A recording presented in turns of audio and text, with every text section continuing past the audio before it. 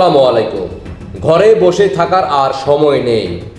আগামীকাল 15ই মার্চ সকাল 11টায় শাহবাগে মা বোনদের উদ্দেশ্য করে বলতে চাই, বাংলাদেশের প্রত্যেকটা মা বোন আপনারা রাজপথে নেমে আসুন।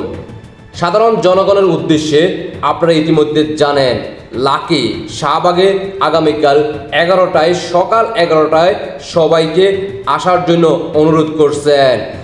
আপনারা ইতিমধ্যে জানেন, জুলাই আগস্টের পর থেকে এ পর্যন্ত প্রতিদিন 7 থেকে 8 জন নারী ধর্ষিত হচ্ছে। ইতিমধ্যে আপনারা জানেন, আমাদের মধ্যে আসিয়া আর নেই। এমন আসিয়া, অসংখ্য আসিয়া এই দুনিয়ার মায়া ত্যাগ করে চলে গেছে। 4 বছরের শিশু কন্যা, 8 বছরের শিশু কন্যা, বাক প্রতিবন্ধী এবং কি মা বোনদেরকে ইজ্জত দর্শন করা হচ্ছে 5 জুলাই আগস্ট থেকে এই পর্যন্ত। ইতিমধ্যে বাংলাদেশের সাধারণ জনগণ সবাই জানে এবং কি বিশ্ববাসীও জানে। তাই লাকি আপনাদের উদ্দেশ্যে আপনাদেরকে আহ্বান জানাইছে যে সাধারণ জনগণ মা বোন আপনারা সবাই নেমে আসুন, অংশগ্রহণ করুন।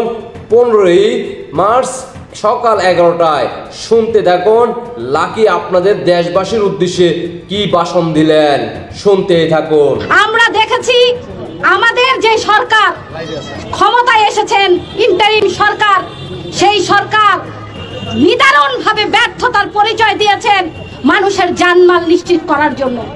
আমরা বলতে চাই, আজকে যে আওয়াজ উঠেছে এই আওয়াজ নতুন কোনো আওয়াজ নয় যে নারীর যে নিরাপত্তা এটা সরকারকে দিতে হবে। আমরা বলতে চাই সরকারকে তার দায়িত্ব পালন করতে হবে। আমরা বলতে চাই, প্রশ্ন রাখতে চাই আজকে যে ইন্টারিম ক্ষমতায় আসার পর কিভাবে পূজা যে ধর্ষণ হয়েছে তা সেই ধর্ষক কিভাবে জামিন পেয়ে যায়। আমরা প্রশ্ন রাখতে চাই, নুসরাত হত্যাকাণ্ডের পর সারা বাংলাদেশ আমরা তোলপাড় করেছিলাম, রাস্তায় নেমেছিলাম। সেই নুসরাতের ধর্ষণ এবং হত্যাকাণ্ডের সাথে সেই যে সংশ্লিষ্ট ওসি, সেই যে ওসি তারা ভিডিওটা প্রচার করেছিল, সেই ওসি কিভাবে জামিন পেয়ে যায়।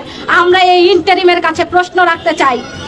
আর প্রশ্ন রাখতে চাই, 7 মাস লাগলো এই কথা বলতে যে এই ধর্ষণ নারী নিপীড়নের বিরুদ্ধে জিরো টলারেন্স, এটা 7 মাস লাগলো। যখন সারা বাংলাদেশের নারীরা, সাধারণ শিক্ষার্থীরা রাস্তায় নেমেছে, তখন আপনাদের মনে হয়েছে যে জিরো টলারেন্স। আমরা জিরো টলারেন্স দেখতে চাই বিচারের ক্ষেত্রে। আমরা জিরো টলারেন্স দেখতে চাই বাংলাদেশের আইনগুলোতে। যেই আইনটা আছে সেই আইনটাই আপনারা প্রয়োগ করেন। আপনার যে পুলিশ বাহিনী আছে তারা তাদের যেন দায়িত্ব পালন করে। যেই ডাক্তার নারীরা যারা এই ভুক্তভোগী তারা বারংবার শেমিং এর শিকার হন, তাদের আজকে অবস্থান কোথায়? আমরা প্রশ্ন রাখতে চাই। আপনারা বলেছেন জিরো টলারেন্স, তাহলে চট্টগ্রাম বিশ্ববিদ্যালয়ের যে মেয়েদেরকে 9 জন মেয়েকে বহিষ্কার করলো, সেইখানকার যে প্রক্টর যে স্লাট শেমিং করলো ফেসবুক থেকে শুরু করে সমস্ত, তার ব্যাপারে আপনাদের পদক্ষেপ কি? এইটা বাংলাদেশের মানুষ জানতে চায়। আমরা বলতে চাই, এটা মুখস্থ কোনো কথা না। নারী নিপীড়ন নির্যাতনের বিরুদ্ধে সরকারকে তার ভূমিকা পালন করতে হবে, স্বরাষ্ট্র মন্ত্রণালয়কে তার ভূমিকা পালন করতে হবে। সেজন্য আমরা বলতে চাই যে ব্যর্থতার দায়ভার নিয়ে অবিলম্বে এই জাহাঙ্গীরকে পদত্যাগ করতে হবে।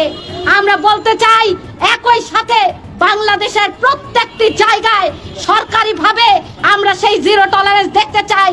নারী যেন নির্যাতিত না হয়, সেইটার জন্য আপনারা পদক্ষেপ গ্রহণ করুন, যাতে সেই পদক্ষেপ দেখে অন্য কেউ আর সাহস না করে।